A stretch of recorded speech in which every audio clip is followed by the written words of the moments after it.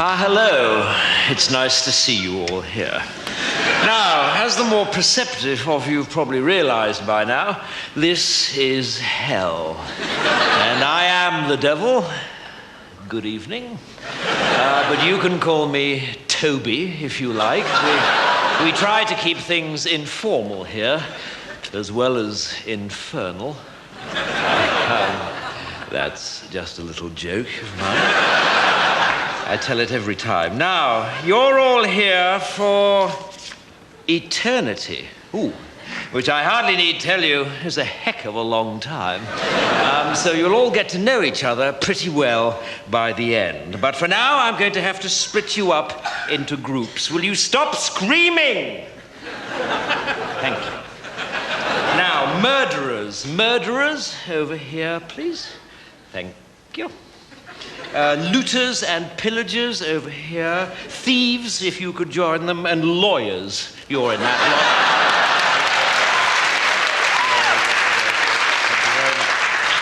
lot. Fornicators, if you could step forward. My God, there are a lot of you. Could I split you up into adulterers and the rest? Male adulterers, if you could just form a line in front of that small guillotine in the corner there.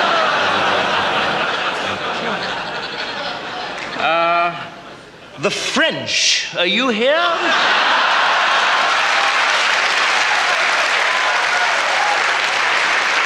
Okay. If you'd just like to come down here with the Germans, that'd be lovely.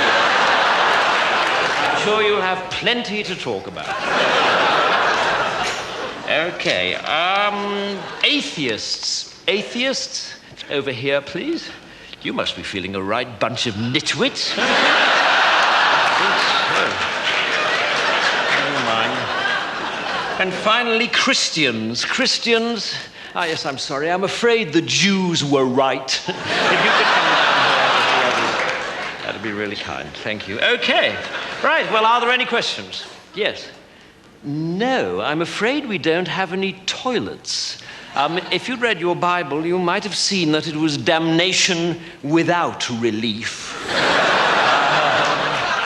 So if you didn't go before you came, then I'm afraid you're not going to enjoy yourself very much. But then I believe that's the idea. Okay, well, it's over to you, Adolf. And I'll catch you all later at the barbecue. Bye.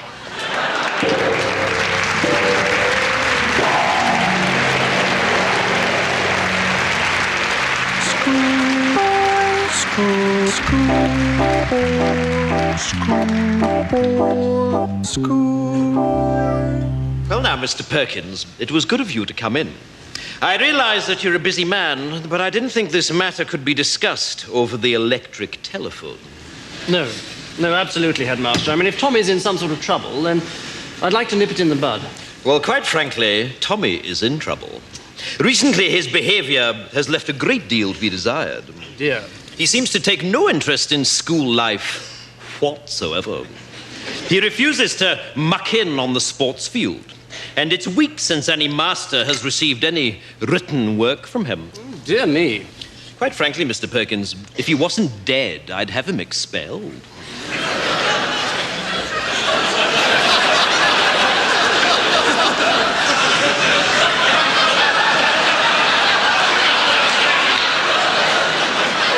Beg your pardon? Yes, expelled. If I wasn't making allowances for the fact that your son is dead, he'd be out on his ear. Tommy's dead? Yes, he's lying up there in sick bay now, stiff as a board and bright green. And this is, I fear, typical of his current attitude. You see, the boy has no sense of moderation. One moment he's flying around like a paper kite, and the next moment he's completely immovable. And beginning to smell. How did he die? Well, is that important? Yes, I think so. Well, it's all got to do with the library. You see, we've had a lot of trouble recently with boys taking out library books without library cards. Your son was caught, and I administered a beating during which he died.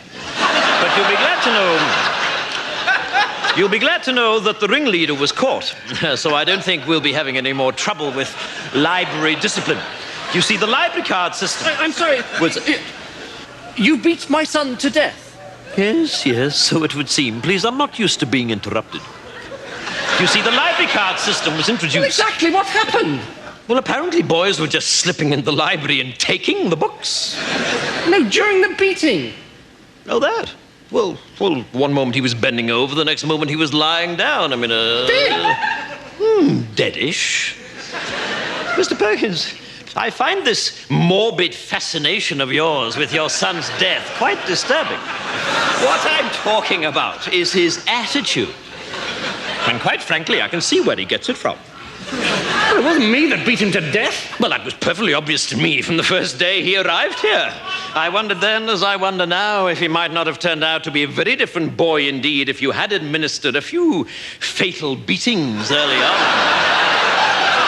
Are you mad? I'm furious. In order to accommodate the funeral, I've had to cancel afternoon school on Wednesday. This is preposterous. Yes, it is. Or at least it would be if it were true.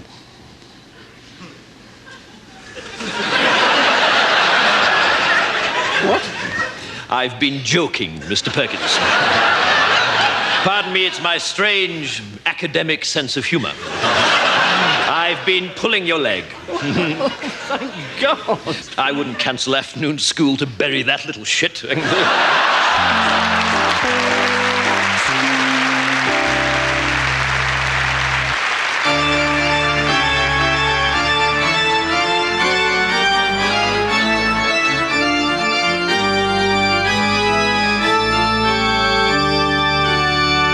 And on the third day, there was a marriage in Cana of Galilee.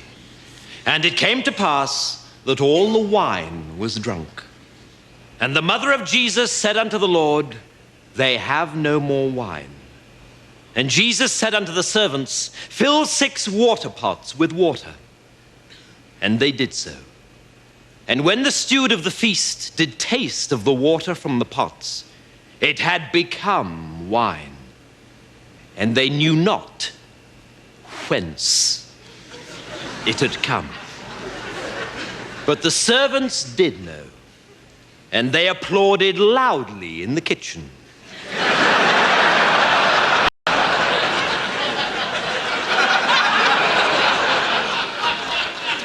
And they said unto the Lord, How the hell did you do that? And inquired of him, Do you do children's parties? And the Lord said, No. But the servants did press him, saying, Go on, give us another one. And so he brought forth a carrot and said, Behold this, for it is a carrot. And all about him knew that it was so, for it was orange with a green top. And he did place a large red cloth over the carrot, and then removed it. And lo, he held in his hand a white rabbit. And all were amazed and said, This guy is really good. He should turn professional. And they brought him on a stretcher, a man who was sick of the palsy. And they cried unto him, Maestro, this man is sick of the palsy. And the Lord said, If I had to spend my whole life on a stretcher, I'd be pretty sick of the palsy too. And they were filled with joy and cried out, Lord, thy one-liners are as good as thy tricks. Thou art indeed an all-round family entertainer. And there came unto him a woman called Mary, who had seen the Lord and believed. And Jesus said unto her, Put on a tutu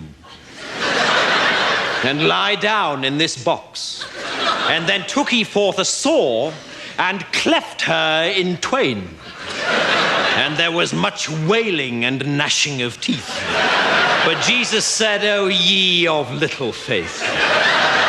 And he threw open the box, and lo, Mary was whole. And the crowd went absolutely bananas. And Jesus and Mary took a big bow. And he said unto her, "From now on you shall be known as Sharon.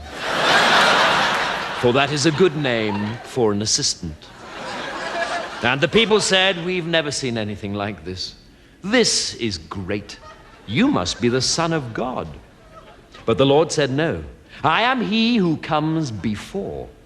And they were sore amazed and said, "Then, Master, how shall we know the true Lord?" And Jesus said, "By his name shall ye know him. And he shall have a very religious name. And he shall be called Paul. And Daniel shall he be called." "Paul Daniels," they cried. And the Lord said, "Yes, something like that." Here ends the lesson.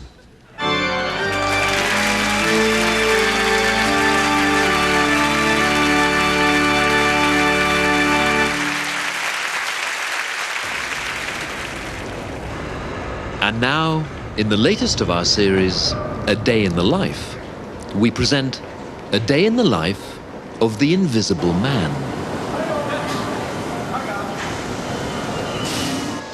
Every morning, I go to work by tube.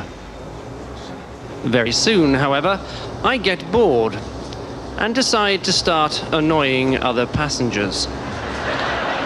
I usually select the most respectable person I can find and blow gently into his left ear.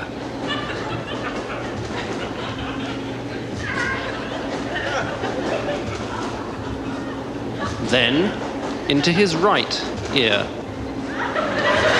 Then perhaps down the back of his neck.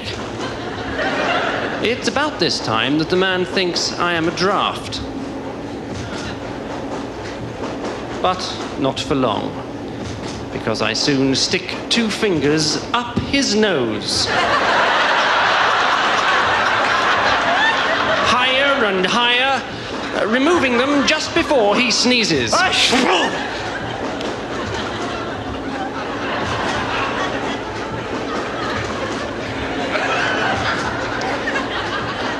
Then, I start to manipulate some other limbs.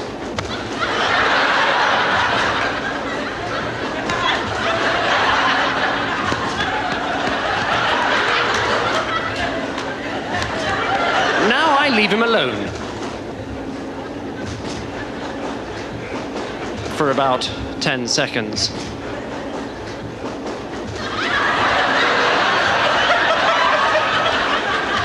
And when he is at his most vulnerable, I kick him in the groin.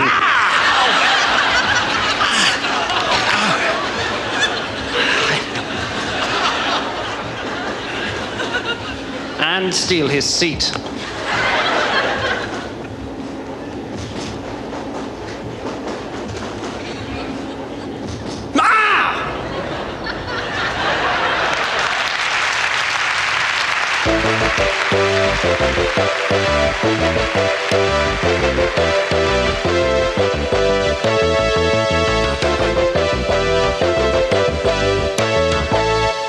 Welcome back to the Olivier Theatre Awards, and we come now to the award for Best Actor of the Year. And the nominations this year are Al Pacino for Death of a Salesman, Kenneth Branagh for Richard III, and then 2 actors, both from the same remarkable new play, Stench by Harold Barkworthy. And the nominees are John Daniels in the role of Mr. Trotter and David Forbert in the role of Mr. Gannett. Now, these are 4 fine actors, and I'm sure they'd all agree that the point is not to win, but to play the game. And the winner is John Daniels. No, shit. Unfortunately, John is unable to be with us tonight, and so I'd like to ask his co-star David Forbert to accept the award on his behalf. David.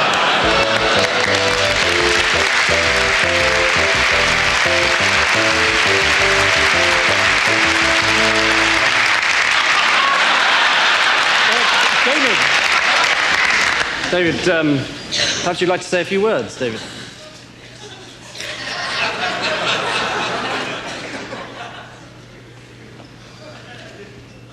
Thank you, Vanessa. Ladies and gentlemen, what a delight it is to accept this award on behalf of my close personal acquaintance, John Daniels. John cannot, unfortunately, accept it himself because he is in Hollywood, starring in his first major film role with Meryl Streep. I am, however, not in Hollywood, not having been offered even a minor role in an 8mm pornographic movie. But what a delightful object it is that John has won. Although, you know, I'm sure I will very soon receive one myself when I next buy 10 gallons of petrol at a Texaco filling station. So what is it that Johnny has got that makes him stand apart from other actors of his generation? Well, I think we all know the answer to that one. Syphilis. And what a great and heartwarming thing it is that he has already started passing it on to a whole new generation of younger actors. Of course, to win an acting award is always a great honor, but to receive one here in the heart of London's famous West End on an occasion such as this hugely diminishes that honor. What could be more dull than these sordid, backslapping sessions where has-beens in tuxedos hand over to even older has-beens in tuxedos awards for plays that closed the week before they opened because the audiences were clamoring instead for tickets to Andrew Lloyd Webber's latest rearrangement of Evita to suit the vocal range of Kylie Minogue. I therefore cannot say what a delight it is that John has won this award instead of me, and I should like to announce my retirement from the acting profession in order to begin a lifetime of work amongst the mentally handicapped, in which capacity I look forward to meeting all the members of the judging panel very soon. Thank you.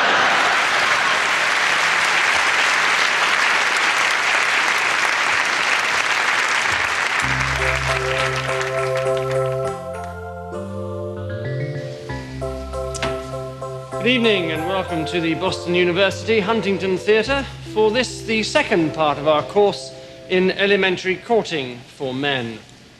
May I say how pleased I am with tonight's turnout? Some 800 people, which is very gratifying. Tonight we look at the first date. Obviously, taking out a girl for the first time is a very complex issue. The first crucial step is having arranged to pick up your date, not to look like a complete idiot when she opens the door.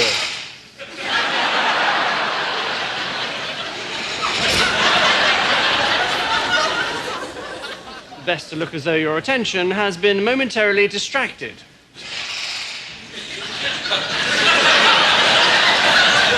But when you do notice her, it is vital to say how pretty she is looking straight away. But don't overdo it.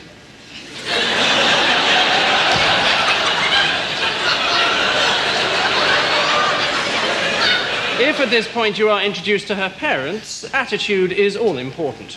You can be too casual. You can be too keen.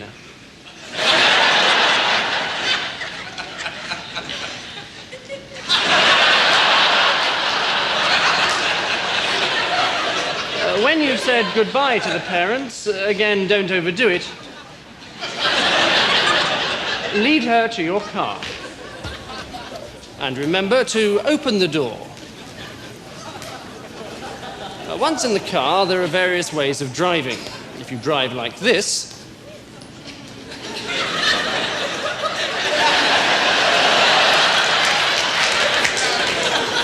you might lose her respect. If you drive like this,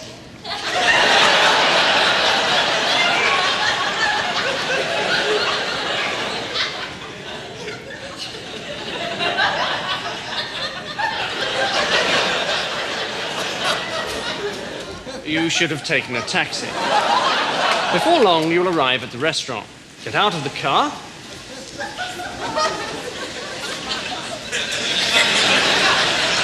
And escort her to your table. Then tuck her into her seat, yourself.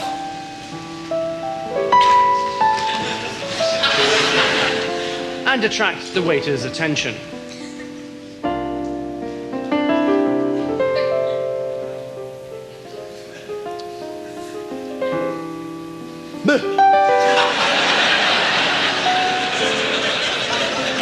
Selecting from the wine list is important. Complete ignorance is not good.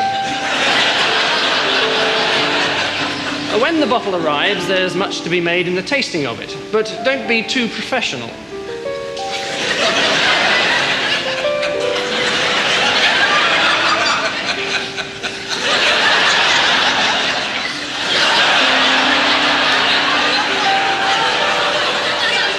With eating, again, moderation is the order of the day.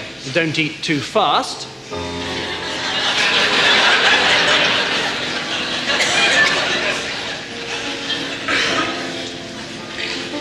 But don't eat too slowly.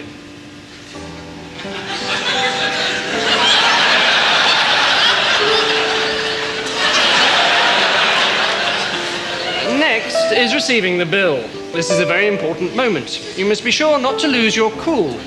This is right.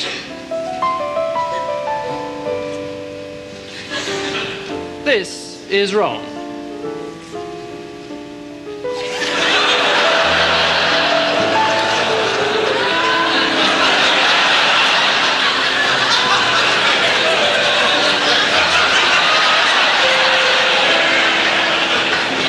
The girl may, of course, offer to pay herself, in which case you should refuse. For a while. Next stop is a fashionable discotheque.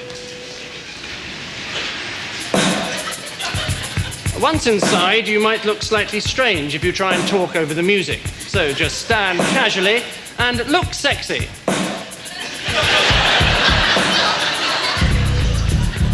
This is good. This is better. This is starting to be misguided. After stance, dance technique is most important. Most people don't know how to dance and so do too much. Other people do too little. Some people dance as if there's something up their bottom.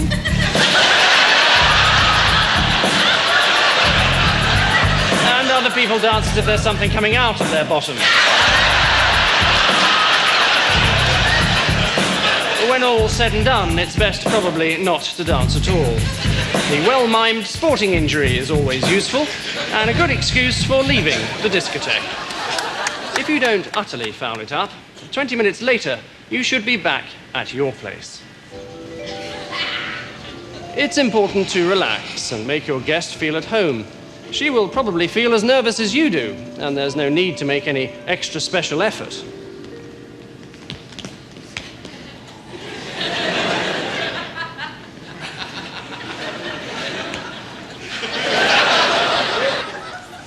Then, putting on the music.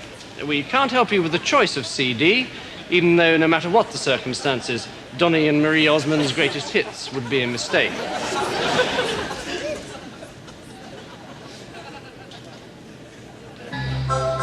At all costs, avoid the temptation to brag about your stereo.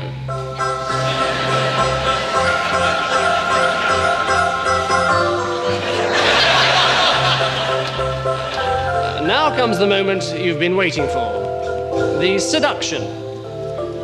This is the subject of next week's lecture.